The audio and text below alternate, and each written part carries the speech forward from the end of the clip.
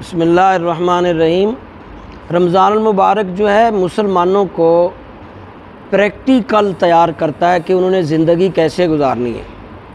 ہم رمضان المبارک میں زیادہ عبادت کرتے ہیں تو یہ ہمیں ترغیب ملتی ہے کہ زندگی بھر زیادہ عبادت کرنی ہے۔ نمازوں کی پابندی کرتے ہیں رمضان میں، روزے کو مکمل کرتے ہیں، روزے کے درمیان ہمیں حکم ہوتا ہے کہ گالی نہیں نکالنی، غیبت نہیں کرنی، چغلی نہیں کھانی، جھگڑا نہیں کرنا۔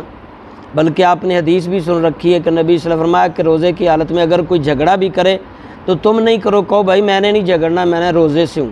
تو یہ صبر اور یہ سارے جو آداب ہیں رمضان میں سکھائے جاتے ہیں، اصل میں یہ ہمارا ٹریننگ سیشن ہوتا ہے۔ رمضان مبارک جو ہے ہمیں پریکٹیکل سکھاتا ہے، پریکٹیکل ہمیں دیتا ہے کہ ہم نے کس طرح زندگی کو گزارنا ہے۔ تو آپ اعتکاف میں بیٹھے ہو تو معتکفین ہیں، تو آپ اب جب جائیں گے یہاں مسجد سے رخصت ہوں گے تو آپ یہ مطلب نہیں ہوگا کہ آپ اب مسجدوں سے رخصت ہی ہو گئے، بلکہ اپنی باقی زندگی کو اسی طرح مینج رکھنا ہے جس طرح اعتکاف میں اور رمضان میں اپنی زندگی کو مینج رکھا ہے کہ آپ تکبیر اولیٰ کے ساتھ نمازیں پڑھتے رہیں نا، ایسا ہی تھا نا کہ امام کے ساتھ اللہ اکبر کر کے پڑھتے رہیں۔ تو اب اس کو اپنی پوری زندگی کے لیے یہ عادت بنا دو کہ آپ نے پوری زندگی جہاں کہیں بھی ہیں آپ نے بھاگ کر مسجد میں آنا ہے اور پریکٹیکل امام کے ساتھ نیت باندھنی ہے پانچوں نمازوں میں۔ اسی طرح آپ نے جھگڑا نہیں کیا رمضان میں، آپ نے گالی نہیں دی، چغلی نہیں کھائی، کسی کی حق تلفی نہیں کی، زیادتی نہیں کی۔ اب یہ آپ کو پریکٹس کروا دی ہے رمضان نے، اب آپ اس کو پوری زندگی فالو کریں گے۔ اب آپ نے باقی زندگی بھی آپ نے کسی سے دھوکہ دہی، فراڈ، بے ایمانی، جھوٹ، گالی، جھگڑے، وہ گندے کام سارے جس سے اسلام نے منع کیا ہے وہ سارے آپ نے پریکٹیکل کر کے دیکھ لی ہیں۔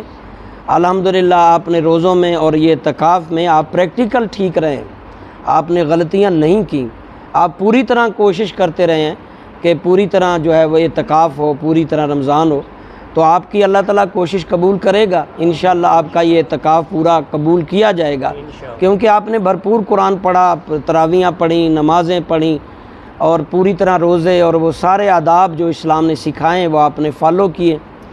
واعظ و نصیحت بھی سنتے رہیں، دو تین دفعہ روز واعظ و نصیحت بھی رہی۔ تو اب یہ آپ صرف یہ نہ سمجھ لیں کہ صرف یہ اعتکاف میں ہی تھا، روزوں میں ہی تھا اور باقی زندگی میں جاؤ چاند رات آ گئی اب بھاگو بازاروں میں، شیطان کھل گیا اور آپ آسانی سے اس کو جفیاں ڈالو اور شیطان کے ساتھ بھاگ کر گناہ کے کام کرو، جھگڑے کرو۔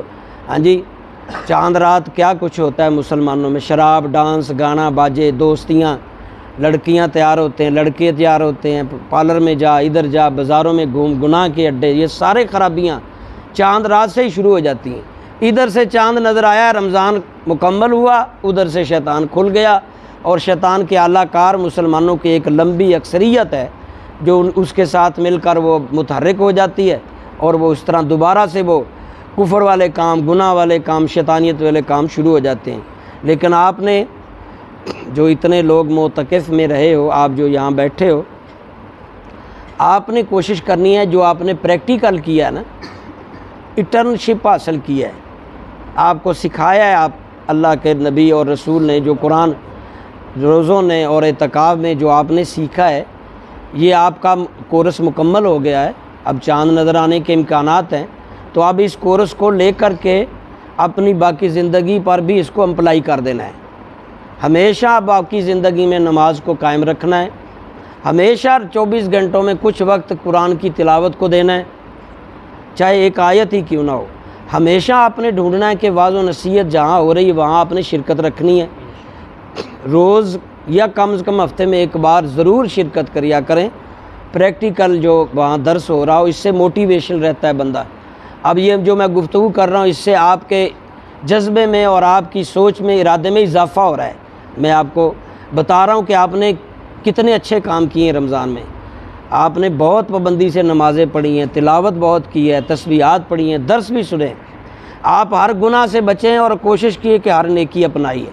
اب آپ اس کو پریکٹیکل ساری زندگی کے لیے اپنا لیں، یوں سمجھ لیں کہ آپ ساری عمر اعتکاف میں بیٹھ گئے ہیں، یوں سمجھ لیں کہ یہ جو ہمیں ٹریننگ کورس کروا دیا ہے اب یہ باقی زندگی اس پہ پورا اترنا ہے اور اس کو فالو کرتے رہنا ہے۔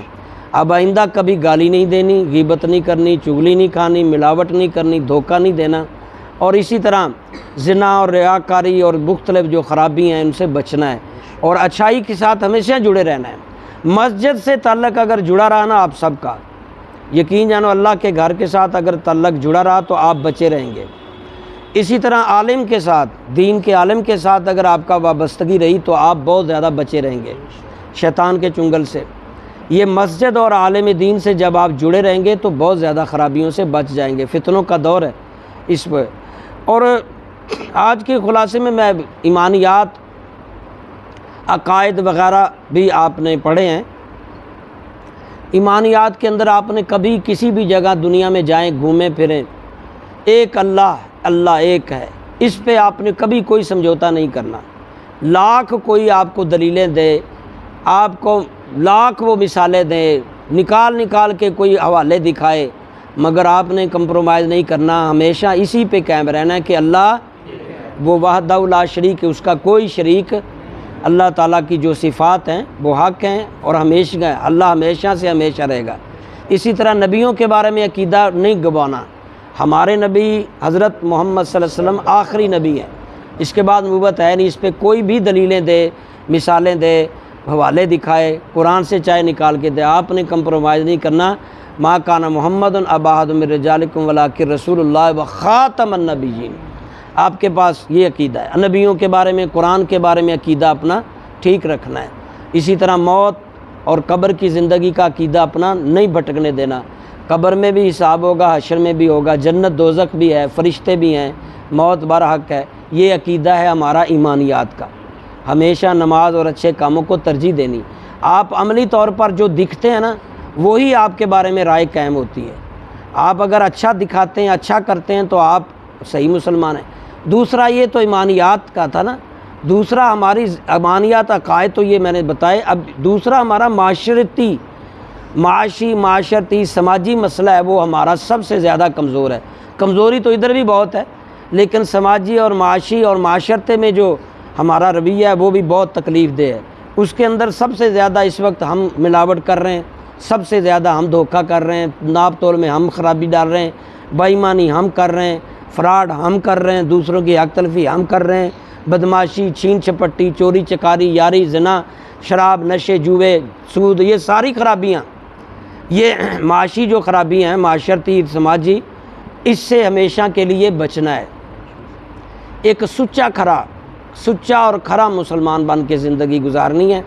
آپ کی زندگی میں، ہم سب کی زندگی میں صفائی ہونی چاہیے، سچائی ہونی چاہیے، بھلے ہمارا نقصان ہو جائے، کبھی سچ کو نہیں چھوڑنا، چاہے بھوکے بیٹھ جائیں، کبھی بے ایمانی سے روزی نہیں کمانی، حلال طریقے سے روزی کمانی ہے، کیونکہ اللہ کے نبی فرمایا حلال رزق جو ہے دعا قبولیت کا ذریعہ ہے، حرام کی روزی کی تو عبادت ہی قبول نہیں۔ ہماری ایک لمبی تعداد مسلمانوں کی حرام روزی پہ، رشوت پہ، گناہ یہ یقین رکھتی ہے اور ان کو یہ بھول جاتے ہیں۔ بلکہ پاکستان میں سرکاری ملازمین خاص کر ایک لمبی تعداد، کوئی سوچو ایک آدھ دو بچتے ہوں گے، ایک لمبی تعداد غیر ذرائع سے، اسی طرح دکاندار، مارکیٹنگ والے غیر طریقوں سے، ملاوٹ دے، دھوکہ صحیح سے رزق کماتے ہیں اور پھر امید رکھتے ہیں کہ ہماری دعائیں قبول ہوں، ہماری عبادت قبول ہو۔ تو یہ نہیں ہوگا، یہ ڈبل کام نہیں چلے گا۔ جب کہہ دیا اللہ کے نبی نے کہ جو حرام کھائے گا اس کی دعا قبول نہیں، حرام سے پلنے والا وجود دوزخ میں جائے گا، تو آپ نے ہر وہ راستے خرابی والے اپنے سے دور رکھنے ہیں۔ معاشرے میں بھی ایک اچھا شہری بننا ہے، درگزر کرنی ہے، صبر کرنا ہے، تحمل کرنا ہے، جھگڑا نہیں کرنا، صلح کرانی ہے، خود بھی صلح کرنا ہے، لوگوں کے لیے مفید بننا ہے، لوگوں کے دکھ درد بانٹنے ہیں، لوگوں کے کام آنا ہے، اچھے لوگوں کو رسپیکٹ دینی ہے۔ تو یہ آپ معاشرتی، معاشی، سماجی رویے بھی آپ نے ٹھیک کریں گے۔ اپنی شادی بیاہ، کاروبار، تقریبات کو اللہ رسول کو ترجیح دینا ہے کہ انہوں نے کیسے کہا ہے ویسے کرنا ہے، اپنی مرضی سے یا دنیا کی رسموں کے پیچھے نہیں بھاگنا۔ تو یہ دونوں طرح سے آپ اگر اس کو عمل کریں گے، باقی زندگی کو فالو رکھیں گے، تو انشاءاللہ امید ہے کہ اللہ تعالیٰ ایمان کی سلامتی کی موت دے گا، ہماری یہ زندگی بھی کامیاب رہے گی۔ ان باتوں پر عمل کرنے سے اس زندگی میں بھی ہم ایک اچھے شہری بن سکیں گے، ایک اچھے مسلمان، ایک اچھا بیٹا، باپ، بھائی بن سکیں گے، اور اگلی زندگی میں بھی ہم جنتی لوگوں میں شمار ہو سکیں گے۔ اللہ ہم سب کو عمل کی توفیق عطا فرمائے۔